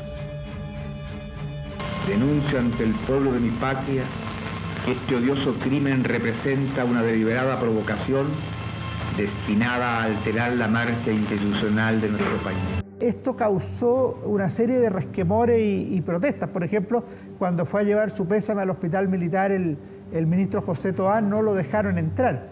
y había suspicacia respecto de la Unidad Popular, en parte por el indulto que había hecho a estos extremistas, pero también por otras razones, porque después la policía reconoció que tenía antecedentes de un posible atentado contra Pérez Sujovic y no habían advertido a la familia ni le habían puesto protección especial. ¿Cómo golpeó la democracia cristiana el homicidio del Mundo Pérez Sujovic? De una manera muy fuerte. Teníamos discrepancias, pero éramos humanamente demócratas cristianos, éramos camaradas que teníamos una visión distinta. Nos golpeó mucho y marché con mis camaradas rindiendo un homenaje a un hombre con el cual se podía discrepar democráticamente, pero había sido asesinado de una manera aleve y brutal. El crimen de Pérez Sujovic se enmarca dentro de una serie de episodios de violencia generalizada que terminaron con el dramático quiebre democrático el 11 de septiembre de 1973. Por eso es que hay que aprender de la historia. ¿Hubo errores cometidos por gente nuestra? Sí. ¿Hubo plata de la CIA aquí? Sí, claro. En todos los partidos, en la DC probablemente también, ¿por qué no? Como hubo plata de los rusos, de los soviéticos. Pero ese es el pasado que nos dividió y nos llevó al horror. Por eso yo le pido a la gente ahora haga un esfuerzo por defender ideas, pero no agredir. Los aniversarios son importantes para recordar. Y este aniversario de los 50 años del asesinato de mi abuelo nos tiene que hacer recordar que Chile no tiene la paz garantizada, que la democracia no está garantizada, Chile tuvo un quiebre de la democracia. Todo esto que nosotros logramos y esta institucionalidad que logramos después del estallido, ¿cierto?, de octubre del 2019, es el minuto que lo tenemos que cuidar. Tal como había ocurrido con el homicidio del general René Schneider, el crimen de Edmundo Pérez Sujovic quedó marcado como un signo de la violencia política y la extrema polarización del Chile de los años 70.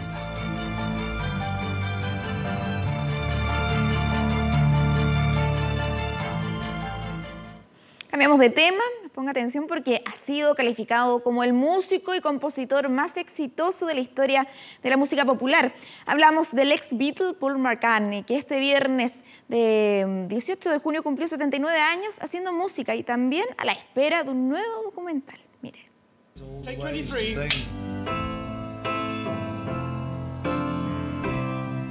Es quizás una de las canciones más conocidas de la banda británica Los Beatles. When I find myself in times of trouble, Mother Mary comes to me. Let It Be fue escrita en 1970 por Paul McCartney, quien este viernes 18 de junio celebra 79 años. Convertido en uno de los mayores símbolos musicales del mundo, McCartney sigue impresionando a todos con sus apariciones. Tras separarse del grupo un mes después del éxito de Let It Be, Maca, como es conocido en su natal Liverpool, inició una carrera solista que incluso lo ha traído a Chile en 5 oportunidades. La primera en diciembre de 1993, cuando repletó el Estadio Nacional.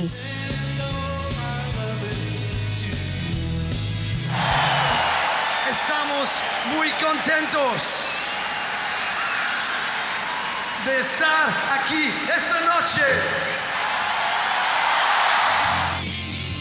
Y la más reciente, en marzo de 2019, cuando repitió su hazaña en el mismo escenario y deleitó a miles de seguidores que crecieron con su música y otros que la conocieron ahora.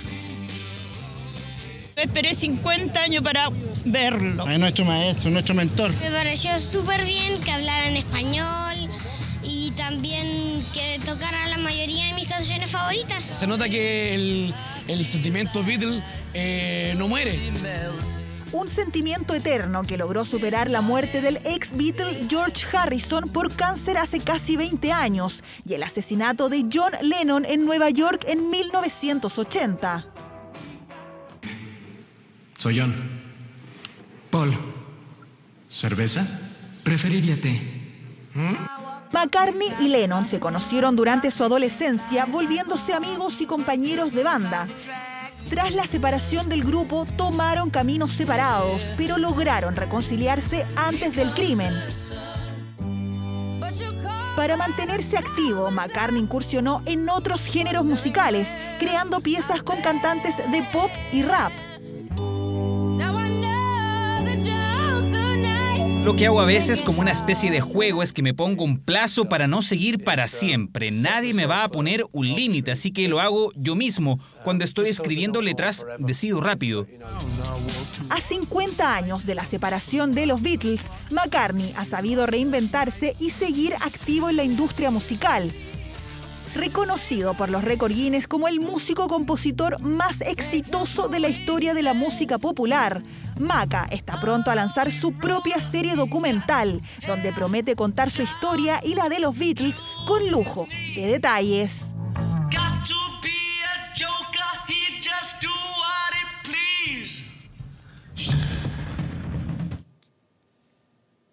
Y vamos a otro tema de regreso, por supuesto, en nuestro país, porque la PDI desbarató a una banda que se inspiraba, fíjese, en un conocido videojuego. Todos sus integrantes utilizaban máscaras y su especialidad delictual eran además las encerronas en el eje Américo Vespucio. El líder era un joven de solo 18 años, integrante además de una conocida banda de narcotraficantes.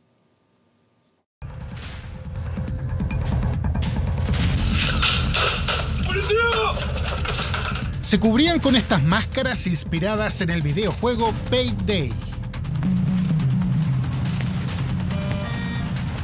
Era una peligrosa banda de jóvenes entre 18 a 20 años, cuyo cabecilla, según la PDI, era él, Michael Jeremy Alexis Mateluna, quien cumplió la mayoría de edad hace poco.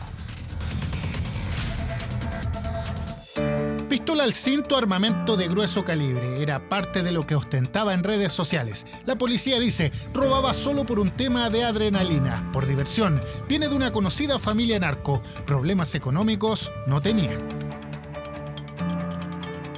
Esta es una de las andanzas de Mateluna con su banda. Eran especialistas en encerronas en Américo Vespucio. Este robo lo sufrió una pareja de amigas en febrero de este año.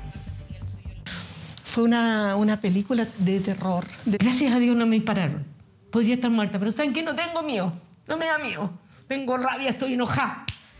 A veces asaltaban a conductores de aplicaciones de transporte. Los llamaban a un punto estratégico y ahí llegaban ellos, armados. Los delitos investigados fueron de robo con intimidación y violencia que realizaban estos sujetos.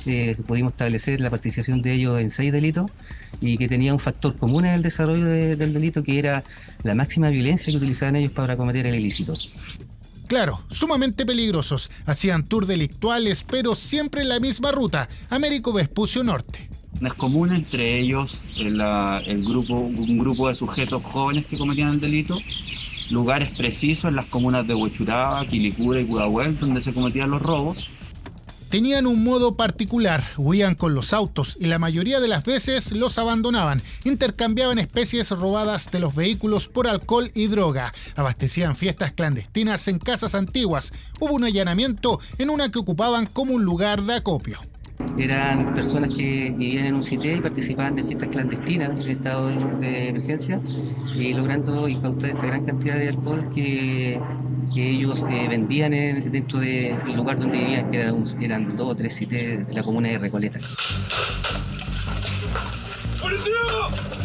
La banda fue desarticulada tras una investigación de varios meses. 6 detenidos en Lampa, Recoleta, Conchalí y Colina, incluido su líder, Michael Mateluna. Su perfil llamó particularmente la atención de la policía. ¿Qué lo estimulaba a actuar así? ¿Solo por divertirse? Tienen relación con situaciones de crianza familiar, de patrones que se han ido repitiendo en el tiempo, en donde hay un sobrepasar las normas de los demás, donde no hay un desarrollo moral adecuado que tenga que ver con el desarrollo de la empatía, el tomar conciencia del daño que provocan los demás. Tenían 4 autos alta gama, todos estimados en cerca de 100 millones de pesos. Ahora tendrán que vérselas con la justicia, después de un largo tiempo haciendo pasar pésimos ratos a sus víctimas, amenazándolas con pistolas y enmascarados, inspirados siempre en este conocido videojuego. Y cambiamos a noticias internacionales. El oeste de Estados Unidos está sufriendo una impactante ola de calor al punto de que los termómetros marcaron, escuche bien, 54 grados en el interior de California. It's hot out here. Realmente es para sacarse una foto, porque incrédulos estaban los visitantes del Parque Nacional del Valle de la Muerte en California cuando vieron el termómetro, que llegó a marcar hasta 54 grados Celsius este miércoles. Para que se haga una idea, la temperatura en el interior de California marcó 11 grados más que la más alta registrada en Chile, que fueron 43 grados en 2017. No por nada, es conocido como uno de los lugares más cálidos del mundo. Las temperaturas son increíblemente altas. Hoy van a ver unos 50 o 54 grados. Es muy caluroso. Hace calor y te tienes que mantener hidratado. Es un buen desafío para mí, que tengo 56 años y estoy recorriendo estos cerros. Muy caluroso. Pero más allá de las cifras, esto es algo que preocupa a las autoridades estadounidenses, porque afecta a una buena parte del territorio. Además, llegan tiempos de sequía y enciende las alertas sobre los incendios forestales, que años anteriores han arrasado con miles de hectáreas y hasta zonas urbanas en California. ¿Pero a qué se debe esto? ¿Tiene que ver con el cambio climático? A la medida que el calentamiento global avanza, los récords de temperatura duran menos y se rompen más frecuentemente, porque eso es desafortunadamente una consecuencia directa del alza en la temperatura promedio del planeta. Cada año las olas de calor, particularmente en el hemisferio norte, matan miles de personas. Temperaturas récord que actualmente están presentes en otros lados del mundo como Europa Central y Medio Oriente. Esto no es una cosa que de pronto ahora se dan más frecuentemente, sino que cada año que pasa se van a dar cada vez más frecuentemente. No vas a acostumbrarte porque la situación va a continuar empeorando de manera no paulatina, sino acelerada. Las altas temperaturas se extenderán por todo el fin de semana en las zonas afectadas y algunos apuestan incluso a que podrían superar el récord histórico de temperaturas en Estados Unidos, los 56,7 grados Celsius que hubo en 1913, también en California.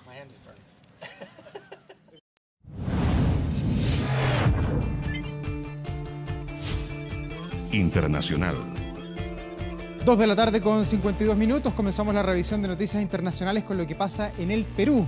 Ya nos acompaña aquí Anwar Farrán, que, aunque cueste creerlo, Anwar, han pasado ya 2 semanas de las elecciones presidenciales y todavía no hay un presidente, por lo menos, electo en ese país. Efectivamente. ¿Qué tal? ¿Cómo estás, Davor? Un placer saludarte. Ya estamos con todas las noticias internacionales. Tal como nos cuenta acá nuestro amigo Davor Jonanovic, van a ser 2 semanas ya de que se realizó la segunda vuelta electoral presidencial en Perú y aún no se oficializa un mandatario en ese país. En Perú también crece la tensión y la incertidumbre, esto porque a casi 2 semanas, como ya les estábamos comentando, realizada la segunda vuelta presidencial, aún no se oficializa quién es el presidente de ese país. Esto pese a que, como estamos viendo en pantalla, Pedro Castillo, que tiene unos 44.000 votos más que su rival, ya se ha proclamado como mandatario de ese país. Para hoy, Davor, para hoy sábado, eso de las 4 de la tarde, hora de Perú, se han convocado marchas por parte de los seguidores de ambos candidatos. Lo que están pidiendo en Perú, al menos por parte del Comando de Fuerza Popular, no es un reconteo de los votos, sino que derechamente que se anulen centenares de mesas electorales por supuestas irregularidades, es decir, se está a la espera de la resolución de nulidad que fue presentada ante las autoridades. Entonces, por eso es que el Jurado Nacional de Elecciones aún no define oficialmente al ganador. Ahora bien, la tensión ha escalado durante los últimos días, esto después de que se enviara una carta firmada presuntamente por cientos de oficiales en retiro que piden a los comandantes en jefe de las Fuerzas Armadas peruanas desconocer a Pedro Castillo si este es proclamado como ganador de la segunda vuelta sin que se hayan aceptado los reclamos de la candidata de Fuerza Popular, Keiko Fujimori. Por su parte, el presidente Sagasti ha ordenado que se investigue esta supuesta carta en medio de la tensión política y electoral que vive el Perú. Vamos a escuchar declaraciones que nos llegan desde Lima. Lo que es inaceptable es que un grupo de personas retiradas de las Fuerzas Armadas pretenda incitar a los altos mandos del Ejército, la Marina y la Fuerza Aérea para que quebranten el Estado de Derecho. Como presidente constitucional de la República, rechazo este tipo de comunicaciones. Ahí escuchábamos la inquietud, Anwar, que tiene el presidente actual de ese país, que han pasado varios presidentes, además, en los últimos 2 años, por los diversos problemas que ha habido con el Congreso, por involucramientos de los políticos en vacunaciones express y cosas así. y el actual presidente está preocupado. Perú ya vivió dictaduras militares también, al igual que nuestro país, y hay un ruido de sables que se ve y se palpita en las redes sociales también, donde muchos están pidiendo una intervención militar y otros no quieren saber nada de ese tema. Y efectivamente es por eso que se manifiesta el presidente Sagasti en torno a esta carta, que habrían enviado estas personas, y eventualmente esto podría constituir algunos delitos como sedición. Entonces por eso que por supuesto, la tensión electoral y política ha aumentado bastante en Perú, y también vamos a estar muy pendientes de lo que ocurra hoy a las 4 de la tarde allá en Lima. Están convocadas estas marchas, están saliendo a la calle tanto los partidarios de Pedro Castillo como de Keiko Fujimori, esto para exponer y para defender sus posiciones. Así es que aumenta la tensión política y electoral en el vecino país, y vamos a estar siguiendo muy de cerca todo lo que ocurra allá en Perú. Ahora nos vamos hasta Irán, porque fíjate, Daur, que el ultraconservador, hablamos de Ebrahim Raisi, será el próximo presidente de este país, el próximo presidente de Irán. Esto luego que un recuento de votos le diera una ventaja indiscutible en unos comicios que muestran la participación más baja de la historia en el país. El líder conservador se impuso a otros 3 candidatos en unas elecciones presidenciales en las que varios aspirantes, hay que decirlo, no pudieron presentarse y que registraron una participación inferior al 50%, muy por debajo, Davor, de la registrada durante el año 2017, cuando el 73% de los votantes acudieron hasta las urnas. Raisi fue nombrado por el líder supremo de esa nación, hablamos del ayatolá Ali Khamenei, para el puesto de jefe judicial, esto durante el año 2019. Sin embargo, hubo problemas. ¿Por qué? Porque fue sometido a sanciones por parte de Estados Unidos tan solo unos meses después de este nombramiento, esto eventualmente por supuestas violaciones a los derechos humanos. Así es que también vamos a estar siguiendo muy de cerca esta información que nos llega desde Teherán, desde Irán, con la elección de este nuevo presidente. Ahora no nos vamos a ningún país, sino que nos vamos directamente hasta el espacio, Davor, porque la tripulación de la nave espacial china Shenzhou 12 conectó este viernes la instalación de Wi-Fi, gracias a la cual van a poder hacer videollamadas a ingenieros o a sus propias familias. Van a hacer unos Zoom con la familia. Oye, algo por el estilo. Están pasando, Davor, muchísimas cosas interesantes allá en el espacio. Como tú dices, van a hacer una especie de Zoom para contactarse con ingenieros, con sus familiares. Y lo cierto es que está muy, muy interesante esta supuesta carrera espacial 2.0 que estamos viendo en muchas potencias que están desarrollando sus programas, sus carreras espaciales. El objetivo de Shenzhou 12, lanzado el jueves con 3 astronautas a bordo, es trabajar en la construcción de la estación espacial china Tiangong. Todo esto con la idea de montar un albergue intermedio, puesto que la idea del gigante asiático es llevar astronautas hasta la Luna de aquí al año 2030. Es por eso, Daur, que es muy interesante poder construir esta estación espacial, porque significa que hay un albergue, un punto de investigación y de albergue, perdona que te repita el término, entre la Luna y la Tierra, porque los chinos quieren llevar astronautas, seres humanos, de aquí al 2030 hasta el satélite natural. China se encuentra en un momento histórico, como yo te comentaba, de su programa espacial. El primer hito de los chinos fue allá por 1964, sin embargo, ha sido durante los últimos 20 años donde ha despegado con mayor énfasis en este tema. Actualmente, fíjate tú que tienen un rover que está recorriendo Marte, también hay un rover por parte de Estados Unidos, hay un rover que está recolectando fotografías, información, y también tienen bastantes planes a futuro los chinos, en particular esta estación espacial internacional. Así es que vamos a estar también muy pendientes de lo que ocurra con esta nueva estación espacial internacional, que de aquí a unos 2 años más debería estar lista por parte del gobierno chino, por parte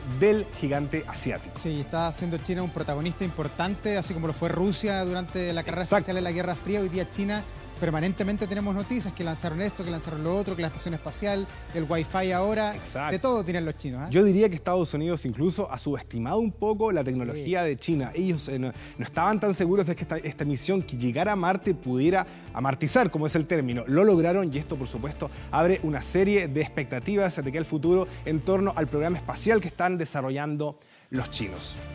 Nos vamos ahora hasta el Reino Unido porque allá se lleva a cabo la famosa carrera de caballos en el hipódromo de Ascot, esto en Berkshire, aunque la reina era la principal aficionada y se rumoreaba que este año podría no estar presente. Isabel II llegó y encantó a la audiencia. Tú que viviste en Inglaterra, Davor Juranovic, sabes muy bien la afición, el gusto que tiene la reina por los caballos. Por primera vez desde el año 2019, la reina Isabel II presenció esta carrera de caballos del Royal Ascot en Berkshire, Inglaterra, aunque este año no lo ha seguido en directo desde el comienzo, al igual que la edición de 2020 cuando se disputó a puertas cerradas por la pandemia del coronavirus. Sí, en la serie The Crown queda muy de manifiesto el amor, el cariño que le tiene la reina Isabel desde chica, desde que era una adolescente hasta hoy que tiene 95 años y mira cómo está impecable. La semana pasada le dictaba cátedra a los miembros del G7, exacto. Estuvo de tú a tú con Joe Biden, con Angela Merkel, con los principales líderes del mundo. Está impecable la reina, a pesar de que quedó viuda y que muchos especulaban de que no iba a poder recuperarse anímicamente para seguir enfrentando como cabeza de la corona las diversas actividades que hay en Inglaterra. Efectivamente, con 95 años muchos especulaban cómo iba a reaccionar la reina Isabel II, considerando que también que el príncipe Felipe fue el consorte, fue tal vez el apoyo, las sombras que tuvo por muchísimo tiempo la reina. Reaparece hoy día acá en esta famosa carrera de caballos y como bien decías tú, es algo que se retrata muy bien en esta serie The Crown, en donde, bueno, aparece, ¿no es cierto?, esta predilección, este gusto que tiene la reina Isabel II. Ella adora a los caballos, así es que ha encantado hoy, ¿no es cierto?, a toda la audiencia que ha asistido a esta famosa carrera allá en el Reino Unido. Sí, impecablemente vestida, siempre marcando tendencia con los colores pasteles, que me imagino que esto vuelve loco a las revistas de espectáculos ahí en Inglaterra. No, y lo cierto, como decías tú, se ve muy bien. Ella tiene 95 años. El pasado 9 de abril falleció su esposo. Días después fue sepultado. Cualquiera podría decir que ella, bueno, está afectada, pero uno la ve bastante entera, bastante bien para sus 95 años. Bueno, esta noticia o esta información también les va a gustar a muchos. Nadie sabe para dónde van, pero lo cierto es que cada vez se generan mayor preocupación entre científicos y zoológicos. Una manada de 15 elefantes, Davor Juranovic, camina desde hace más de un mes sin rumbo fijo por los campos del sur de China. Y bueno, hay bastante preocupación también porque están dejando a su paso bastante daños en los cultivos y bastante devastación. Los están cuidando muchísimo y ya lo vamos a ver. La famosa manada de elefantes errantes de China ha mostrado una tendencia a regresar al sur después de este viaje al norte de unos 500 kilómetros en la provincia de Yunnan, sureste de China. Durante más de un mes, las autoridades han enviado a la policía para escoltar al rebaño, evacuando las carreteras para facilitar su paso y también han utilizado alimentos para distraerlos de zonas densamente pobladas. Los elefantes asiáticos se encuentran principalmente en Yunnan y están bajo protección nacional. Debido a esto, la población de elefantes salvajes en esta provincia ha aumentado. Ahora, fíjate, en el último tiempo a unos 300 ejemplares, una gran mejoría frente a los 193 que había en la década de 1980. Así es que con estas bonitas, estas simpáticas imágenes de estos elefantes, de esta manada de elefantes, dejamos hasta acá el bloque de noticias internacionales. Adelante tú, Davor, con el resto de las informaciones. Sí, están monitoreados por un dron, parecen los elefantes. Están siguiendo, sí, efectivamente. Quizás tienen hasta GPS en alguna de sus orejas. Con toda la tecnología que tienen, tal vez. Anuar, muchas gracias por este comentario. Nos vemos, hasta pronto. Como siempre. Chao, chao. 3 de la tarde con 3 minutos, vamos nosotros a la pausa. Ya volvemos con más informaciones aquí en 24 tarde.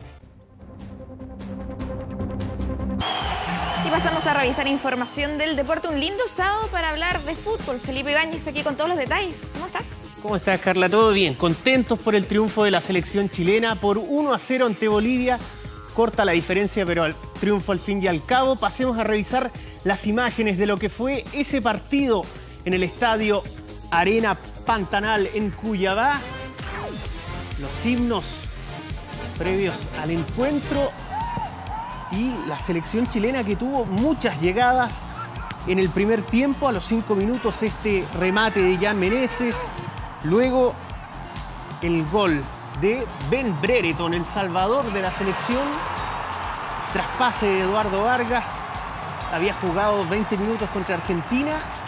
Ahora debutó como titular por Chile y convirtió a los 9 minutos de juego. Bien por Brereton, una opción muy válida y que de seguro va a tomar camiseta de titular. Ahí vemos otro cabezazo que atajó Carlos Lampe, que cuando juega contra Chile se inspira Y ayer no fue la excepción. Luego otro remate, esta vez de Eric Pulgar al minuto 17. Todas estas llegadas antes de los 20 minutos. Porque este tiro de Jan Meneses fue en el 19. Otra vez Lampe. Ya podríamos ir 4-0. Un primer tiempo que claramente se vio a Chile atacando con bastantes llegadas, pero nuevamente surge esta preocupación de qué pasa con el gol. Cuesta ver el gol. Cuesta ver el gol, sí, es un tema con solución, pero gustaría haber ganado Bolivia por una diferencia más amplia, considerando lo que pasó en clasificatorias la semana pasada. Pero bueno, lo importante era ganar y dar un paso hacia los cuartos de final. Solo nos resta un puntito, que sea ante Uruguay o ante Paraguay, para poder firmar esa clasificación. Luego, en el segundo tiempo, se enredó la selección chilena, sucumbió ante el calor, ante la humedad que había en Cuiabá, así que terminó siendo triunfo para la Roja, que firmó esta victoria por 1-0 ante Bolivia. Dominamos prácticamente mucho más en el primer tiempo que en el segundo, eso sí. Hoy Bolivia fue mucho más que el otro día, nos generó problemas, nos metió dentro del arco, dentro del área. Bueno, creo que para Ben era una ocasión importante, pero también difícil jugar como titular en una selección, como tú decías recién, donde no hablan el idioma que él domina. Y bueno, tuvo su oportunidad y la aprovechó. Seguramente para él haber sido una situación muy motivante. Bien, profundicemos en el que fue el héroe del triunfo, Ben Brereton, que incluso está haciendo noticia en Inglaterra. Ahí vemos esa polera que está vendiendo su club, el Blackburn Rovers, a cambio de 15 libras esterlinas, algo así como 15.500 pesos chilenos. Ya es furor, ¿cierto?, por la particularidad de ser inglés y de jugar por la selección chilena. Dejó de ser Ben Brereton a seca, ahora es Ben Brereton Díaz. Y nosotros nos tenemos que empezar a acostumbrar también, Ben Brereton Díaz, madre chilena, que por eso está jugando en estos momentos en la Roja. Así es, ahí vemos una historia que subió Marcelo Salas.